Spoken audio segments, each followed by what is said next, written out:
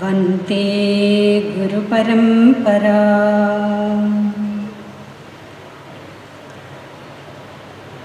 എല്ലാവർക്കും നമസ്കാരം. അനേകം മഹാത്മാക്കളായിട്ടുള്ള ആചാര്യന്മാരുടെ സങ്കല്പവും സാന്നിധ്യവും ഒക്കെ കൊണ്ട് വളരെ സമ്പന്നവും പവിത്രവുമായി തീർന്ന ഈ ഹിന്ദുമത മഹാമണ്ഡലത്തിൻ്റെ പ്രവർത്തനങ്ങൾ വളരെയേറെ ധർമ്മബോധങ്ങളായിക്കൊണ്ട് തന്നെ നടത്തി 113ാമത്തെ വർഷത്തിലേക്ക് കടന്നിട്ടുള്ള ഈ ഒരു സമയത്ത് ഈ ഒരു കാര്യപരിപാടിയിൽ വനിതാ സമ്മേളനത്തിൽ നമ്മൾ ഒത്തുകൂടിയിരിക്കുകയാണ്. ഇവിടെ വെച്ചിട്ടുള്ള വിഷയം മാതൃത്വത്തിൻ്റെ മഹനീയ മാതൃകകൾ എന്നുള്ളതാണ്. തുടക്കത്തിൽ തന്നെ പറയാനുള്ളത് ഇവിടെ കൂടിയിട്ടുള്ള ഓരോ അമ്മമാരും തന്നെയാണ് മാതൃത്വത്തിൻ്റെ മഹനീയ മാതൃകകളായി തീരേണ്ടത്. ഓരോ അമ്മമാരും തന്നെയാണ് മാതൃകകളായിട്ട് തീരേണ്ടത് എന്നാണ് നമ്മൾ ആദ്യം തന്നെ അറിയേണ്ടത്. നമുക്കറിയാം, സനാതനധർമ്മം അല്ലെങ്കിൽ ഭാരതീയ സംസ്കൃതി, ഹിന്ദു ധർമ്മം എന്നൊക്കെ പറയുന്ന ഈ ഒരു മഹത്തായ ധർമ്മം സ്ത്രീത്വത്തെ വളരെ ആരാധ്യമായ സ്ഥാനത്ത്, മാതൃത്വത്തെ വളരെ ആരാധ്യമായിട്ടുള്ള സ്ഥാനത്ത് കണ്ട് പൂജിച്ചിരുന്ന ഒരു സംസ്കൃതിയാണ് എന്നുള്ളത്. വേദം, സനാതനധർമ്മത്തിൻ്റെ അടിസ്ഥാന ശാസ്ത്രമായ വേദം നമുക്ക് അമ്മയാണ്, വേദമാതാവാണ്. രാഷ്ട്രം, നമ്മുടെ ഭാരതം നമുക്ക് അമ്മയാണ്. നമ്മുടെ പുണ്യ നദികളൊക്കെ നോക്കുകയാണെങ്കിൽ മാതൃഭാവത്തിലാണ് നമ്മൾ കാണുന്നത്. നമ്മുടെ ഭൂമി, പശു, ഇങ്ങനെ നോക്കുകയാണെങ്കിൽ ഭാരതീയ സംസ്കൃതി മാതൃത്വത്തിന് അല്ലെങ്കിൽ അമ്മ എന്നുള്ള ഭാവത്തിന് വളരെ വളരെ ആരാധ്യമായ, പൂജ്യമായ സ്ഥാനം നൽകിയിട്ടാണ് കണ്ടുവന്നിട്ടുള്ളത്. വിവേകാനന്ദ സ്വാമികളൊക്കെ തന്നെ സ്ത്രീ വിദ്യാഭ്യാസത്തിനു വേണ്ടി വളരെയേറെ പ്രവർത്തനങ്ങൾ ചെയ്തിട്ടുണ്ട് എന്നുള്ളത് നമുക്കറിയാം. ഭഗിനി നിവേദിതയിലൂടെ ഭാരതീയ സ്ത്രീകളുടെ വിദ്യാഭ്യാസത്തിനു വേണ്ടി ഒട്ടേറെ പ്രവർത്തനങ്ങൾ ചെയ്തിട്ടുണ്ടെന്നുള്ള കാര്യം നമുക്കറിയാം. ഈ ഒരു ധർമ്മവ്യവസ്ഥയിൽ ഒരുപാട് അപജയങ്ങൾ നമുക്ക് സംഭവിച്ചിട്ടുണ്ട്. അതൊരു യാഥാർത്ഥ്യം തന്നെയാണ്. അവയുടെ കൂട്ടത്തിൽ സ്ത്രീത്വത്തിനും വേണ്ടതായ ഒരു മാന്യമായ ഒരു സ്ഥാനം നൽകുന്നതിൽ നമുക്ക് അപജയം സംഭവിച്ചിട്ടുണ്ട് എന്നുള്ളതും യാഥാർത്ഥ്യം തന്നെയാണ്. നമുക്കൊരു ഫെമിനിസം എന്നുള്ള ആശയത്തിൻ്റെ ഒന്നും ആവശ്യം നമുക്കുണ്ടായിരുന്നില്ല. കാരണം അത്രയ്ക്ക് സ്ത്രീ സംരക്ഷണവും സ്ത്രീയുടെ അവകാശവും സമത്വവും ഒക്കെ സംരക്ഷിച്ച സംസ്കൃതിയായിരുന്നു നമ്മുടേത് എന്ന് നമ്മുടെ ചരിത്രങ്ങൾ പഠിക്കുന്ന സമയത്ത് നമുക്ക് മനസ്സിലാക്കാൻ സാധിക്കും. വേദത്തിലായാലും ശരി, എത്രയോ വിദുഷികളായ അമ്മമാരെ നമുക്ക് കാണാൻ സാധിക്കും. അറിവിൻ്റെ ഉത്തുംഗ ശൃംഗങ്ങളിൽ വിരാജിക്കുന്ന അമ്മമാരെ നമുക്ക് കാണാൻ സാധിക്കും. ഇനി ഭരണരംഗത്താണോ, എല്ലാ രംഗത്തും തന്നെ സ്ത്രീത്വം, മാതൃത്വം വളരെ വളരെ ഉയർന്ന സ്ഥാനത്ത് തന്നെ നിലകൊണ്ടിട്ടുണ്ട്. അതിന് പ്രാധാന്യം നൽകിയതാണ് നമ്മുടെ സംസ്കൃതി എന്ന് നമ്മുടെ ശാസ്ത്രങ്ങൾ പഠിക്കുന്ന സമയത്ത്, ചരിത്രം പഠിക്കുന്ന സമയത്ത് നമുക്ക് മനസ്സിലാക്കാൻ സാധിക്കും. പക്ഷേ ഇന്ന് നമ്മൾ നമ്മുടെ സമൂഹത്തിലേക്ക് നോക്കുന്ന സമയത്ത് സനാതനധർമ്മത്തെ അംഗീകരിക്കുകയും സ്വീകരിക്കുകയും ഒക്കെ ചെയ്യുന്നവരും വിമർശിക്കുകയും ചെയ്യുന്നവരും ഒക്കെ തന്നെ എല്ലാവർക്കും അറിയുന്ന ഒരു ശ്ലോകത്തിൻ്റെ ഒരു വരിയാണ്, ന സ്ത്രീ സ്വാതന്ത്ര്യമർഹതി. അതറിയാത്തവരായിട്ട് ആരും തന്നെ ഉണ്ടാവില്ല. സനാതനധർമ്മത്തെ അംഗീകരിക്കുന്നവർക്കും അറിയാം, അംഗീകരിക്കാത്തവർക്കും അറിയാം സ്ത്രീ സ്വാതന്ത്ര്യം അർഹിക്കുന്നില്ല എന്നാ പഠിപ്പിക്കുന്ന ഗ്രന്ഥമാണ്, സ്ത്രീകൾക്ക് സ്വാതന്ത്ര്യം കൊടുക്കാത്ത ഗ്രന്ഥമാണ് എന്നൊക്കെ സനാതന സംസ്കൃതിയെ, സനാതന ധർമ്മത്തെ വിമർശിക്കുന്നവർ ഉന്നയിക്കുന്ന വാദങ്ങളായിട്ട് നമുക്ക് കാണാൻ സാധിക്കും. ഇതിൽ എത്രത്തോളം വാസ്തവമുണ്ട് എന്ന് നമ്മൾ ചിന്തിച്ചു നോക്കുക. എന്താണ് പറയുന്നത്? ഒരു വരി മാത്രം പറഞ്ഞതല്ല. പിതാ രക്ഷതി കൗമാരേ ഭർത്താ രക്ഷതി യൗവനേ. അടുത്ത വരി പുത്രോ രക്ഷതി വാർദ്ധക്യേ ന സ്ത്രീ സ്വാതന്ത്ര്യമർഹതി എന്നാണ് പറഞ്ഞു തന്നിട്ടുള്ളത്. ഇവിടെ സ്ത്രീക്ക് സ്വാതന്ത്ര്യം കൊടുക്കില്ല. ഇതാണ് സനാതന ധർമ്മം. പിന്നെ ഇപ്പൊ പുതിയതായിട്ട് വന്നിട്ടുണ്ട് സ്ത്രീ പാപയോനിയാണ്. ഇങ്ങനെ പഠിപ്പിക്കുന്ന ഗ്രന്ഥമാണ് സനാതന ധർമ്മ ഗ്രന്ഥങ്ങളൊക്കെ എന്ന് വരെ പറഞ്ഞ് വിശ്വസിപ്പിച്ചിരിക്കുകയാണ് നമ്മൾ. എന്താണ് ഇവിടെ നമുക്ക് മനസ്സിലാക്കാനുള്ളത് എന്നാണെങ്കിൽ, ഇന്നത്തെ കാലത്ത് കൊച്ചുകുട്ടി മുതൽ 90 വയസ്സായ മുത്തശ്ശിയെ വരെ വെറുതെ വിടാത്ത ഒരു സമൂഹത്തിലാണ് നമ്മൾ ജീവിക്കുന്നത്. ഈ ഒരു സന്ദർഭത്തിലാണ് നമ്മുടെ പൂർവികരായ ഋഷീശ്വരന്മാരുടെ വാക്യങ്ങളെ നമ്മൾ ഓർമ്മിക്കേണ്ടത്. പിതാ രക്ഷതി കൗമാരേ. കൗമാരത്തില്, കൗമാരപ്രായത്തില് അച്ഛൻ മക്കളെ രക്ഷിക്കണം എന്നെല്ലാവരും ആഗ്രഹിക്കുന്നതല്ലേ? ആഗ്രഹം മാത്രമല്ല, അത് തീർച്ചയായും നടക്കേണ്ടത് തന്നെയാണ് എന്ന് ഇന്നത്തെ സാമൂഹിക സാഹചര്യങ്ങളെ നമ്മൾ പഠിക്കുന്ന സമയത്ത് മനസ്സിലാക്കാൻ സാധിക്കും. ചെറുപ്രായത്തിൽ അച്ഛൻ മകളെ രക്ഷിക്കണം. ഭർത്താ രക്ഷതി കൗമാരേ യൗവനേ. ഭർത്താവ് യൗവനത്തിൽ രക്ഷിക്കണം. പുത്രോ രക്ഷതി വാർദ്ധക്യേ. വാർദ്ധക്യം ആയിക്കഴിഞ്ഞാൽ, പുത്രൻ എന്ന് പറയുമ്പോൾ നമ്മൾ പുത്രനും പുത്രിയും ഒക്കെ മനസ്സിലാക്കണം, മക്കൾ എന്ന് മനസ്സിലാക്കിയാൽ മതി. ഈ ഓരോ പ്രായത്തിലും തന്നെ സ്ത്രീ ഒരിക്കലും സംരക്ഷണം ഇല്ലാത്ത ഒരു ജീവിതം സ്ത്രീക്ക് ഉണ്ടാവാൻ പാടില്ല. അതൊരിക്കലും സ്ത്രീയുടെ സ്വാതന്ത്ര്യത്തെ ഇല്ലാതാക്കുന്നതിനുള്ള ഒരു വരിയൊന്നുമല്ല, മറിച്ച് സ്ത്രീകൾക്ക് നൽകിയ ആ ഒരു ആരാധ്യമായ പൂജ്യമായ സംരക്ഷിക്കപ്പെടണം എന്നുള്ള ഒരു മൂല്യമാണ് നമുക്ക് അതിൽ നിന്ന് മനസ്സിലാക്കാൻ സാധിക്കുക. മാത്രമല്ല, കൂടെ തന്നെ പറയും, എവിടെയാണോ സ്ത്രീകൾ പൂജിക്കപ്പെടുന്നത് അവിടെയാണ് എല്ലാ ഐശ്വര്യവും ഉണ്ടാവുക. എവിടെ സ്ത്രീകൾ അപമാനിക്കപ്പെടുന്നുവോ അവിടെ യാതൊരു ഐശ്വര്യവും സംഭവിക്കില്ല. ഒരു കുടുംബത്തില്, ഒരു സമാജത്തില്, ഒരു രാഷ്ട്രത്തില് സ്ത്രീ എത്രമാത്രം ആദരിക്കപ്പെടുന്നുവോ, വേണ്ടതായ പരിഗണന നൽകുന്നുവോ, ആ ഒരു രാഷ്ട്രത്തിൽ മാത്രമേ, ആ ഒരു കുടുംബത്തിൽ മാത്രമേ, ആ ഒരു സമാജത്തിൽ മാത്രമേ ഐശ്വര്യവും സമാധാനവും ശാന്തിയും സമാധാനവും ഒക്കെ തന്നെ കൈവരുള്ളൂ. വിവേകാനന്ദ സ്വാമികൾ പറയും, ഒരു രാഷ്ട്രത്തിൻ്റെ പുരോഗതിയെ അളക്കുന്നതിനുള്ള മാനദണ്ഡം എന്നുള്ളത് അവിടുത്തെ സ്ത്രീകൾക്ക് കൊടുക്കുന്ന മാന്യത, പരിഗണനയുടെ അടിസ്ഥാനത്തിൽ ആയിരിക്കും എന്നുള്ളത്.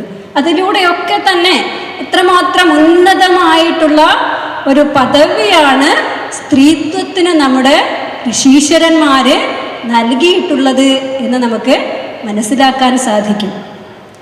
കാരണം ആ ഒരു മഹത്തായ പദവി എന്നുള്ളത്, മാതൃത്വം എന്നുള്ളത് വളരെ വളരെ മഹത്തായ സ്ഥാനമാണ്, അല്ലെങ്കിൽ മഹത്തായ പദവിയാണ്. ആ ഒരു മഹത്തായ പദവിയുടെ മാഹാത്മ്യത്തെ നമ്മൾ ഉൾക്കൊണ്ടുകൊണ്ട് ജീവിക്കുന്നുണ്ടോ എന്നുള്ളതാണ് നമ്മൾ തിരിച്ചറിയേണ്ടത്. ഇതാണെങ്കിൽ രക്ഷിതാക്കളൊക്കെ തന്നെ ഒന്നാം സ്ഥാനത്തിന് വേണ്ടി പ്ലേ ക്ലാസ് മുതൽ അന്താരാഷ്ട്ര തലത്തിൽ വരെ ഒന്നാം സ്ഥാനത്തിന് വേണ്ടി നമ്മൾ മത്സരിക്കുകയാണ്. എൻ്റെ കുട്ടിക്ക് ഒന്നാം സ്ഥാനം. എല്ലാ കുട്ടികൾക്കും ഒന്നാം സ്ഥാനം ഒന്നും കിട്ടില്ല, ഒരു കുട്ടിക്കല്ലേ കിട്ടുള്ളൂ അല്ലേ? എന്നാലും നമ്മൾ മത്സരിക്കുകയാണ്. പക്ഷെ ആ ഒരു മത്സരം എൻ്റെ മകൻ അല്ലെങ്കിൽ എൻ്റെ മകള് നല്ലൊരു മനുഷ്യനായി തീരണം, നല്ലൊരു വ്യക്തിയായി തീരണം, നല്ല സംസ്കാരമുള്ള വ്യക്തിയായി തീരണം എന്നുള്ള വിഷയത്തിൽ നമ്മൾ എത്രമാത്രം മത്സരിക്കാറുണ്ട് എന്നുള്ളത് ചിന്തിച്ചു നോക്കുക. ഈ അടുത്ത കാലത്ത് ഈ ലോക ചെസ് ചാമ്പ്യൻഷിപ്പിൽ ഒന്നാം സ്ഥാനം ഏറ്റവും പ്രായം കുറഞ്ഞ ഒരു കുട്ടി, ആ കുട്ടിയുടെ അമ്മ പറഞ്ഞതായിട്ടുള്ളൊരു വാർത്ത കേൾക്കാനിടയായി. അതിതാണ്, എൻ്റെ മകൻ ലോക ചെസ് ചാമ്പ്യനായി എന്നുള്ള കാര്യത്തിൽ എനിക്ക് വളരെ വളരെ അഭിമാനവും സന്തോഷവുമുണ്ട്. പക്ഷേ അതിനേക്കാൾ ഏറെ എനിക്ക് സന്തോഷം എൻ്റെ മകൻ നല്ലൊരു മനുഷ്യനാണ് എന്ന് ലോകം പറയുന്ന സമയത്താണ് എന്ന് ഒരമ്മയുടെ വാക്കുകൾ. ഇന്നും ലോകത്ത് അത്തരം അമ്മമാര് ജീവിച്ചിരിക്കുന്നുണ്ട് എന്നുള്ളതാണ് നമുക്കേറെ ആശ്വാസം അല്ലേ? അങ്ങനെ പറയാൻ എൻ്റെ മകൻ നല്ല നല്ല സംസ്കാരങ്ങളുള്ളവനായി ജീവിക്കട്ടെ, ജനിക്കണം, ജീവിക്കണം എന്നൊക്കെയുള്ളതായ ആ ഒരു താല്പര്യം നമുക്ക്, അതിനുവേണ്ടി നമ്മൾ എത്രത്തോളം പരിശ്രമിക്കുന്നുണ്ട് എന്നുള്ളിടത്താണ് നമ്മുടെ മാതൃത്വത്തിൻ്റെ മഹനീയ മാതൃകകളായിട്ട് നമുക്ക് തീരാൻ സാധിക്കുന്നത്. ഇന്നത്തെ സാമൂഹ്യ സാഹചര്യങ്ങൾ നമ്മൾ നോക്കിയാൽ നമുക്ക് മനസ്സിലാക്കാൻ സാധിക്കും. ശാസ്ത്ര സാങ്കേതിക വിദ്യയുടെ വിഷയത്തിലൊക്കെ തന്നെ കുട്ടികൾ ഏറെ മുന്നിലാണ്, നമ്മളെ അപേക്ഷിച്ചൊക്കെ ഏറെ മുന്നിലാണ്. നമുക്ക് വേണമെങ്കിൽ കാര്യങ്ങൾ അവർ പഠിപ്പിച്ചു തരും. പക്ഷേ അതിൻ്റെ വിനിയോഗം എന്നുള്ളത്, ശരിയായ വിനിയോഗം എന്നുള്ളത് ആ കുട്ടിയുടെ മൂല്യബോധത്തെ, സാംസ്കാരികമായ പക്വതയുടെയും ഔന്നത്യത്തെയും ആശ്രയിച്ചാണ് നിലകൊള്ളുന്നത്. അല്ല എന്നുണ്ടെങ്കിൽ എന്താണ് സംഭവിക്കുക? അമ്മ മൊബൈൽ ചാർജ് ചെയ്ത് കൊടുത്തില്ല, കുട്ടി അമ്മയെ കത്തി കൊണ്ട് കുത്തി. ഇങ്ങനെയൊക്കെയുള്ള വാർത്തകൾ നമ്മൾ നിരന്തരം കണ്ടുകൊണ്ടിരിക്കുകയാണ്.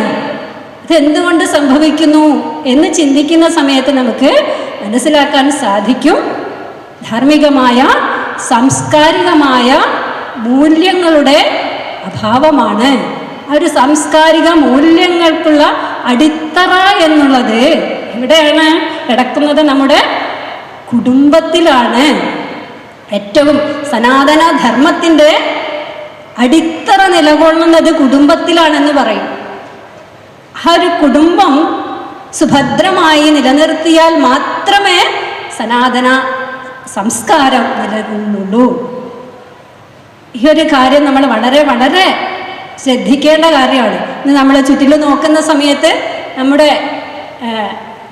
മക്കളെ പല പല വിധത്തിൽ അല്ലേ, പല വിധത്തിൽ ചൂഷണം ചെയ്യാൻ, മദ്യമായാലും മയക്കുമരുന്നുകളായാലും മതപരിവർത്തന ശക്തികളായാലും ഒക്കെ തന്നെ.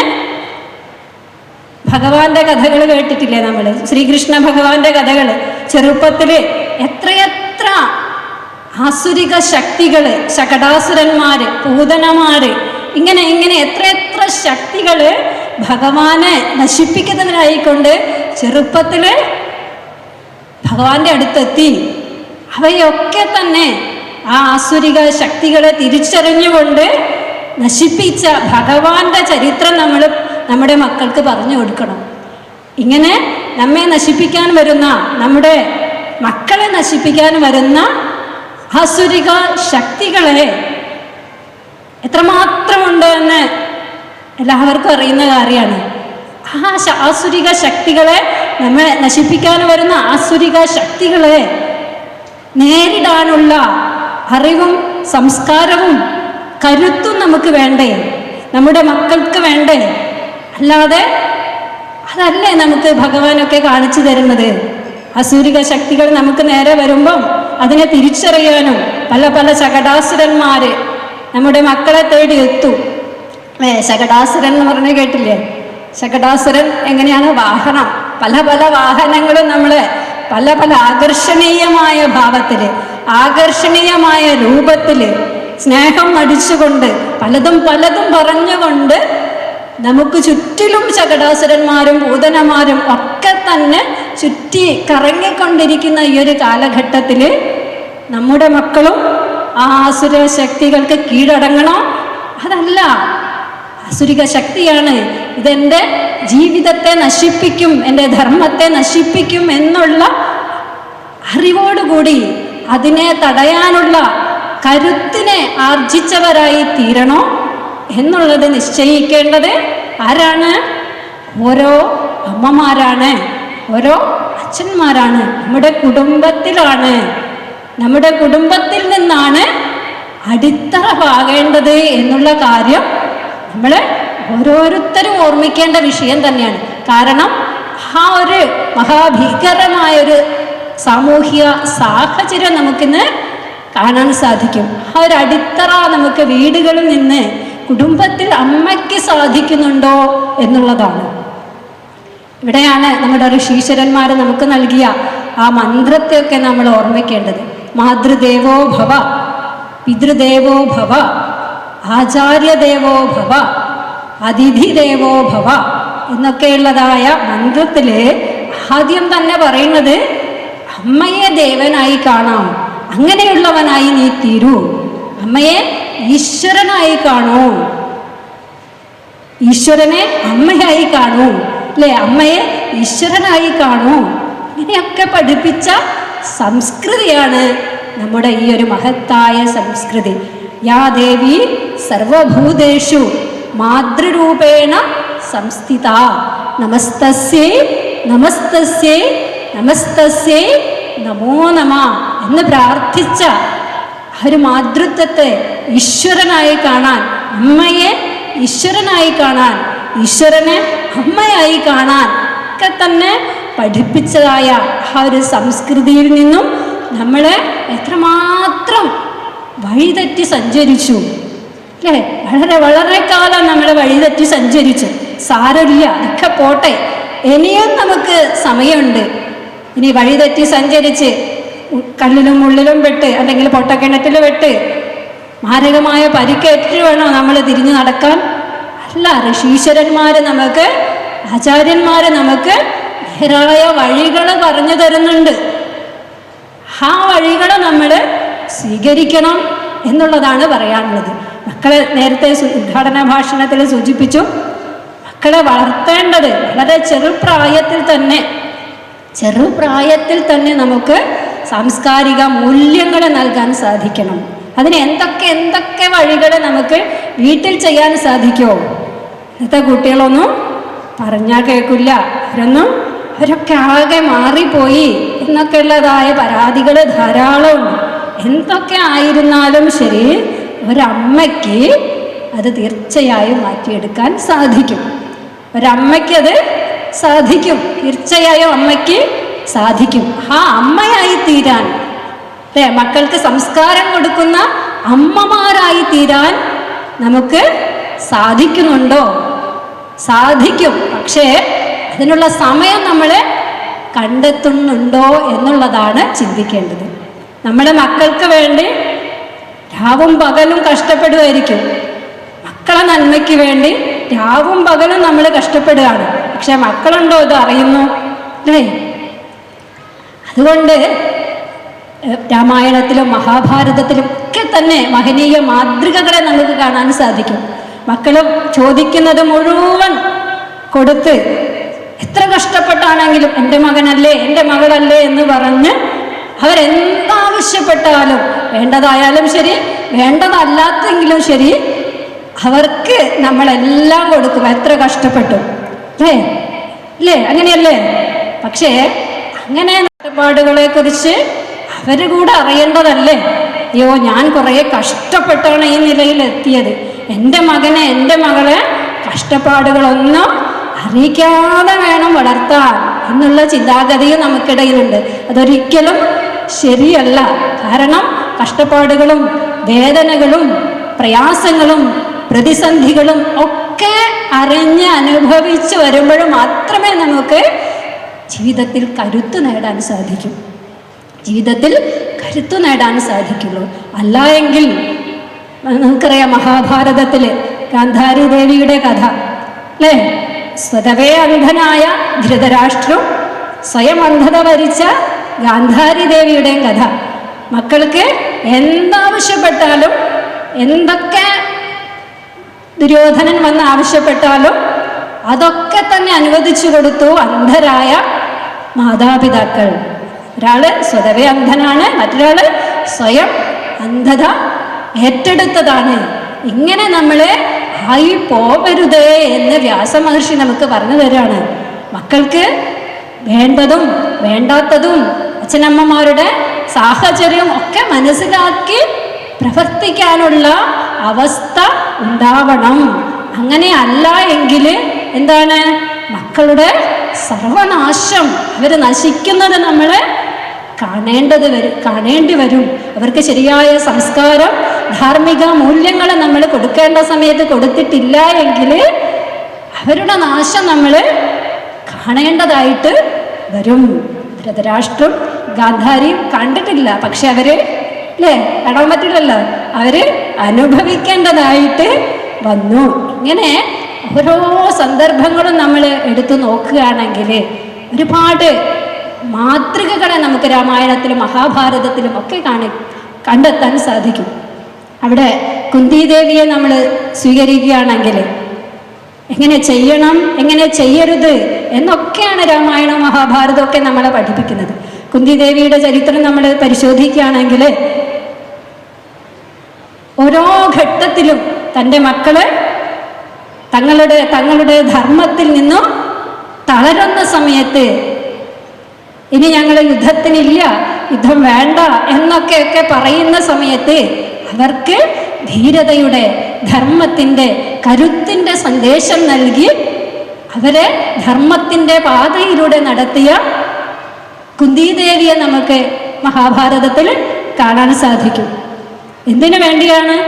തനിക്കൊന്നിനു വേണ്ടിയല്ല, മറിച്ച് ധർമ്മത്തിനു വേണ്ടി മക്കളെ പ്രേരിപ്പിച്ച് പ്രേരണ നൽകിക്കൊണ്ട് വളർത്തിയ അമ്മയെ.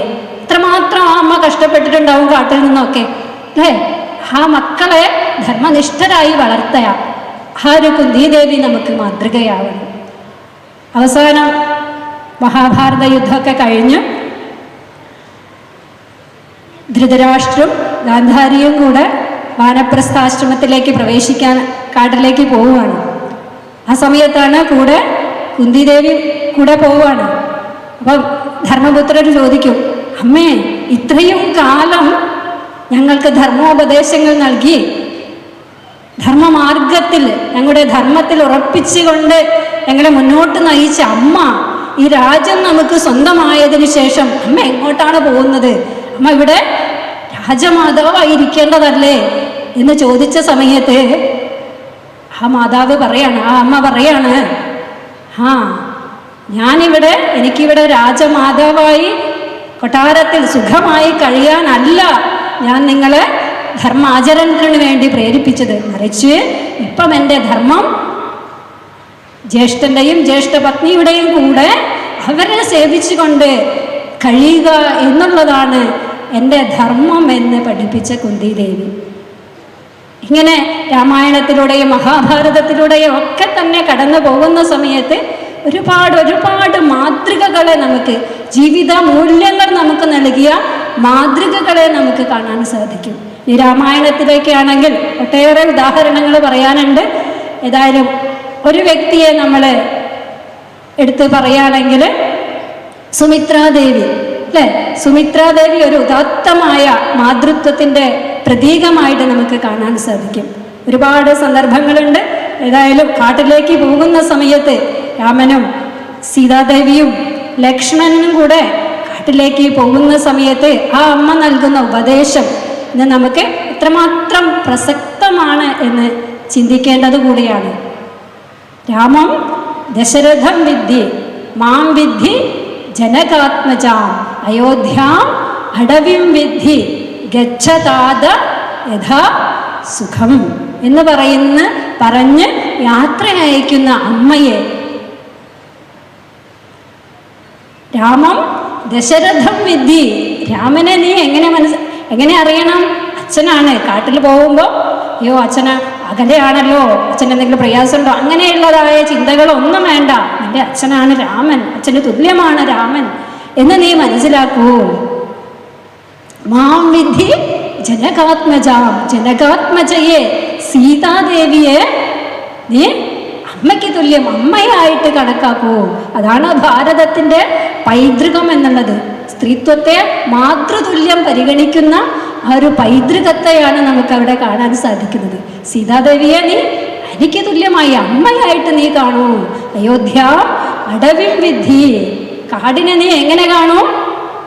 അയോധ്യയ്ക്ക് തുല്യമായിട്ട്. വളരെ വളരെ പ്രയാസങ്ങളുണ്ടാവും, എപ്പോഴും അനുകൂല സാഹചര്യങ്ങളൊന്നും ആയിരിക്കില്ല ജീവിതത്തിൽ, ജീവിതയാത്രയിലുണ്ടാവുക. കല്ലും മുള്ളും പലതും പലതും സംഭവിക്കും. പക്ഷേ ആ ഒരു അയോധ്യയുടേതായ ആ ഒരു എന്താ പറയുക, ആ സുഖം നിനക്ക് അനുഭവിക്കാൻ സാധിക്കണം കാട്ടിൽ വെച്ച്. അയോധ്യയിൽ എങ്ങനെയാണോ നീ സുഖമായി വസിക്കുന്നത്, അതുപോലെ പ്രയാസങ്ങളുള്ള സാഹചര്യങ്ങളാണെങ്കിൽ പോലും അയോധ്യയ്ക്ക് തുല്യമായിട്ട് നീ കാടിനെ കണക്കാക്കണം. അങ്ങനെ നീ പോയിട്ട് യച്ഛതാത യഥാസുഖം, അല്ലയോ മകനെ നീ പോയിട്ട് സുഖമായിട്ട് തിരിച്ചു വരൂ എന്ന് അനുഗ്രഹിക്കുന്ന ആ ഒരു മാതൃത്വത്തെ നമുക്ക് രാമായണത്തിൽ കാണാൻ സാധിക്കും. ഇങ്ങനെ നോക്കുന്ന സമയത്ത് ഒരുപാട് ഒരുപാട് മാതൃകകൾ, പ്രതീകങ്ങൾ നമ്മുടെ സംസ്കൃതിയിൽ മാതൃത്വത്തിന് നൽകിയിട്ടുള്ളതായിട്ട് കാണാൻ സാധിക്കും. വിവേകാനന്ദ സ്വാമികൾ പറയും, ചെറുപ്പകാലത്തൊക്കെ ഞങ്ങൾ ഒരു പാത്രത്തിൽ വെള്ളം വെച്ച് അമ്മയുടെ കാല് വെക്കാൻ പറയും. അമ്മയുടെ കാല് വെച്ചുകൊണ്ടാണ് ആ വെള്ളമാണ് ഞങ്ങൾ ചെറുപ്പത്തിൽ കുടിച്ചിട്ടുണ്ടായിരുന്നത്. ആ പാദം തൊട്ട ആ ഒരു വെള്ളമാണ് ഞങ്ങൾ കുടിച്ചിട്ടുണ്ടായിരുന്നത് എന്ന് വിവേകാനന്ദ സ്വാമികളൊക്കെ പറയും. ആ ഒരു മാതൃത്വത്തെ, അതുപോലെ തന്നെ പുത്രന്മാരെ, ഇന്ന് നമ്മൾ അച്ഛനമ്മമാരെ നമസ്കരിക്കണം, മുതിർന്നവരെ നമസ്കരിക്കണം എന്നൊക്കെ പറയുകയാണെങ്കിൽ കുട്ടികൾ എന്താണ് മറുപടി പറയുക എന്നുള്ളത് നമുക്ക് തന്നെ അറിയാം, അല്ലേ? ആ ഒരു ബന്ധത്തെ, ആ ഒരു സംസ്കാരത്തെ എത്രമാത്രം പവിത്രമായി കണക്കാക്കിയിരുന്നു എന്ന് നമുക്ക് മനസ്സിലാക്കാൻ സാധിക്കും. ഇങ്ങനെ നമ്മുടെ മക്കള് ജീവിത പ്രതിസന്ധികളിൽ പല പല പ്രയാസങ്ങളിലും ഒക്കെ തന്നെ പെട്ടുപോകുന്ന സമയത്ത് അതിനെയൊക്കെ നേരിടാനുള്ള ആന്തരികമായ ശക്തി നൽകുന്ന സംസ്കാരത്തെ നൽകാൻ നമുക്ക് സാധിക്കണം. വിവേകാനന്ദ സ്വാമികളുടെ തന്നെ ചരിത്രത്തിൽ നമുക്ക് കാണാൻ സാധിക്കും. കുട്ടിയായിരിക്കുമ്പോൾ പറഞ്ഞ ആഗ്രഹം, എനിക്കൊരു കുതിരക്കാരനാവണം എന്ന് പറഞ്ഞ ആഗ്രഹം ക്ലാസ്സിൽ വെച്ച് എല്ലാവരും പരിഹസിച്ചു. കുട്ടിയെ, നരേന്ദ്രനെ എല്ലാവരും പരിഹസിച്ചു. കുട്ടിയാകെ മറുപടി പറയാൻ സാധിക്കാത്ത സമയത്ത് നമുക്കിതിൻ്റെ മഹത്വത്തെ കാണിച്ചു കൊടുക്കാൻ നമുക്ക് സാധിക്കണ്ടേ?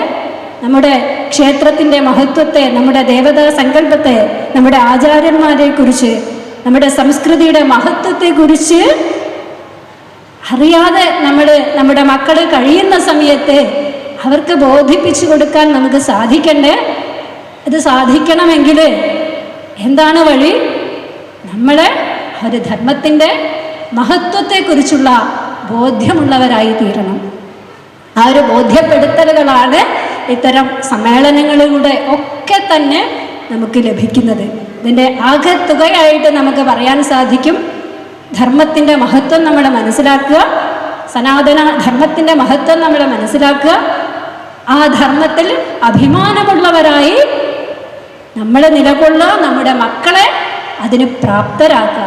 കാരണം ഇന്ന് ലോകം മുഴുവൻ സനാതന ധർമ്മത്തിൻ്റെ മഹത്വത്തെ മനസ്സിലാക്കി വരികയാണ്. നേരത്തെ പറഞ്ഞ ഭാഷണങ്ങളിലൊക്കെ തന്നെ മറ്റ് ലോകരാഷ്ട്രങ്ങൾ എത്രമാത്രം ആദരിക്കുന്നുണ്ട് സനാതന ധർമ്മത്തെ എന്ന് നമുക്ക് മനസ്സിലാക്കാൻ സാധിക്കും. അങ്ങനെ ഈ ഒരു ധർമ്മം മറ്റ് ലോകരാഷ്ട്രങ്ങളെല്ലാം ആദരിക്കുന്ന സമയത്ത് അതിൻ്റെ അടിത്തറയായി നിലകൊള്ളേണ്ട നമ്മുടെ കുടുംബങ്ങൾ അതിന് എത്രമാത്രം പ്രേരകമായി, പ്രചോദകമായിട്ട് നിലകൊള്ളണം എന്നുള്ള കാര്യത്തിൽ നമ്മളേറെ ചിന്തിക്കേണ്ട ഒരു കാലഘട്ടം കൂടിയാണ്. അതുകൊണ്ട് ഈ ഒരു വനിതാ സമ്മേളനത്തിൽ, വനിതാ സംഗമത്തിൽ നമ്മുടെ ഋഷീശ്വരന്മാര് നമുക്ക് നൽകിയ മാതൃകകൾ ഒട്ടനവധിയാണ്. തപസ്വിനികളായ ശാരദാദേവിയെ പോലുള്ള തപസ്വിനികളായ വിവേകാനന്ദ സ്വാമികൾ പറയും, ശാരദാദേവി ഭാവിയുടെ പ്രത്യാശയാണ്, പ്രചോദനമാണ് സ്ത്രീത്വത്തിന് എന്നൊക്കെ ഒരുപാട് മാതൃകകളെ എല്ലാ മേഖലയിലും നമുക്ക് കാണാൻ സാധിക്കും.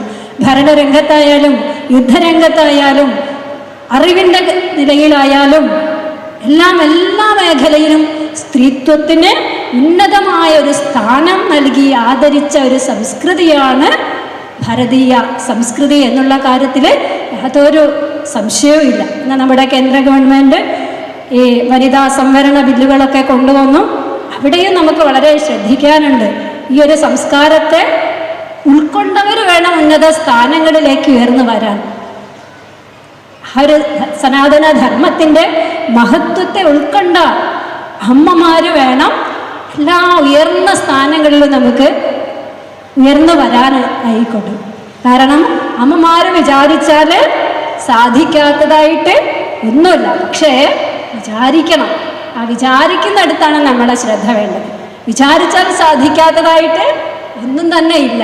പക്ഷേ ആ ഒരു വിചാരം നമുക്ക് ഉണ്ടായിരിക്കണം എന്നുള്ളതാണ് നമ്മൾ ശ്രദ്ധിക്കേണ്ടതായിട്ടുള്ള ഒരാശയം എന്നുള്ളത്. ഒരു വിചാരം അല്ലേ, അത് ഉറപ്പിച്ചു പറയണം. ഒരു വിചാരം എനിക്ക് സാധിക്കാത്തതായിട്ട് ഒന്നും തന്നെ ഇല്ല, ഞാൻ വിചാരിച്ചാൽ സാധിക്കും എന്നുള്ള, ഒരിക്കലും സ്ത്രീയെ അബലയായിട്ടല്ല നമ്മുടെ സംസ്കൃതി പറഞ്ഞത്. കരുത്തിൻ്റെ ദേവതയാണ് നമുക്ക് അല്ലേ, ദുർഗാദേവിയാണ് നമുക്ക് കരുത്തിൻ്റെ ദേവത. ആ കരുത്തിൻ്റെ ദേവതയെ ഉപാസിക്കുന്നവർ നമ്മൾ ഒരിക്കലും കഴിവ് കെട്ടവരല്ല, മറിച്ച് എല്ലാ കഴിവും നമ്മുടെ ഉള്ളിൽ തന്നെയുണ്ട്. പക്ഷേ അതിനെ നമുക്ക് പുറത്തെടുക്കാൻ സാധിക്കണം. അതിനുള്ള വഴികൾ നമുക്ക് ഋഷീശ്വരന്മാർ ശാസ്ത്രങ്ങളിലൂടെ നമുക്ക് ഉപദേശിച്ചിട്ടുണ്ട്. ആ വഴിയിലൂടെ നമ്മൾ എത്ര വഴിമാറി പോയാലും സാരമില്ല, ഇനിയെങ്കിലും നമ്മൾ ആ ഒരു ധർമ്മമാർഗത്തിലൂടെ ഋഷീശ്വരന്മാർ നമുക്ക് നൽകിയ മാർഗത്തിലൂടെ നമ്മൾ സഞ്ചരിക്കുകയാണെങ്കിൽ നമ്മുടെ സനാതനധർമ്മം ലോകഗുരു അല്ലെങ്കിൽ ഭാരതം ലോകഗുരുവായിട്ട് ഉയരും എന്നുള്ള കാര്യത്തിൽ യാതൊരു സംശയവും ഇല്ല. അതിനെന്ത് വേണം? നമ്മൾ ഓരോരുത്തരും ഈ നാളെ കഴിഞ്ഞാൽ ഈ സമ്മേളനം ഇവിടെ അവസാനിച്ചു എങ്കിലും നമുക്ക് ഓരോരുത്തർക്കും ഇതിൽ നിന്നും നമ്മൾ ലഭിച്ചതായ ആശയങ്ങളെ നമ്മുടെ കുടുംബത്തിൽ പാലിക്കേണ്ടതായ സാഹചര്യമാണ് തുടർന്ന് നമുക്ക് വരുന്നത്. ഒന്നിച്ചുള്ള നാമജപങ്ങൾ, പാരായണങ്ങൾ, കുറഞ്ഞൊരു പക്ഷെ ഒന്നിച്ചുള്ള ഭക്ഷണ സമ്പ്രദായമെങ്കിലും നമ്മൾ കുടുംബത്തിൽ സ്വീകരിക്കാൻ തയ്യാറുണ്ടെങ്കിൽ, നമ്മുടെ മക്കളോട് ഒരുമിച്ച് കുറച്ച് സമയമെങ്കിലും നമ്മൾ ചെലവഴിക്കാൻ നമ്മൾ തയ്യാറുണ്ടെങ്കിൽ വലിയൊരു പരിവർത്തനം തന്നെ നമ്മുടെ കുടുംബത്തിൽ, അതിലൂടെ നമ്മുടെ സമാജത്തിൽ ഒക്കെ തന്നെ വരുത്താൻ സാധിക്കുമെന്നുള്ള കാര്യത്തിൽ യാതൊരു സംശയവും ഇല്ല. അതുകൊണ്ട് ഭഗവാൻ നമ്മോട് ഉപദേശിച്ച ആ ഒരു മന്ത്രത്തെ ധരേത് ആത്മനാത്മാനം ആത്മാനം അവസാദയേത് ആത്മൈവ ഹി ആത്മനഃ ബന്ധുഃ ആത്മേവ ത്രിപുരാത്മനഃ ധരേത് ആത്മനാത്മാനം. നമ്മളെ തന്നെ ഉയർത്തിയാലും നമ്മൾ ശക്തി സ്വരൂപിണികൾ തന്നെയാണ്, ദേവീ സ്വരൂപിണികൾ തന്നെയാണ്, ഒന്നിനും കഴിവ് കെട്ടവരല്ല. നമുക്കെല്ലാം ഉണ്ട്, ഇല്ലാത്തതായിട്ട് ഒന്നും തന്നെ ഇല്ല. കുറച്ച് ശ്രദ്ധ വെക്കണം, മനസ്സ് വെക്കണം എന്നുള്ളത് മാത്രമേ ഉള്ളൂ. ഒന്നും നമുക്ക് നഷ്ടപ്പെട്ടിട്ടില്ല. അതുകൊണ്ട് ഈ മഹത്തായ പാരമ്പര്യത്തിൽ ജനിച്ച നമുക്ക് നമ്മളെ ഉയർത്താൻ സാധിക്കണം. നമ്മളൊരിക്കലും ക്ഷയിപ്പിക്കരുതേ, നശിപ്പിക്കരുതേ. നമ്മളൊരിക്കലും നമ്മളെ ക്ഷയിപ്പിക്കരുതേ, നശിപ്പിക്കരുതേ. എപ്പോഴാണ് നമ്മൾ ക്ഷയിക്കുന്നത്, എപ്പോഴാണ് നമ്മളെ ക്ഷയിപ്പിക്കുന്നത് എന്നാണെങ്കിൽ, നമ്മൾ ധർമ്മമാർഗത്തിൽ നിന്ന് ഈ ഒരു പ്രപഞ്ച വ്യവസ്ഥയ്ക്ക് വിരുദ്ധമായിട്ട് നമ്മൾ എപ്പോഴാണോ പ്രവർത്തിക്കുന്നത്, അപ്പോൾ നമ്മളെ അധപ്പതിപ്പിക്കുന്നവരായി തീരും.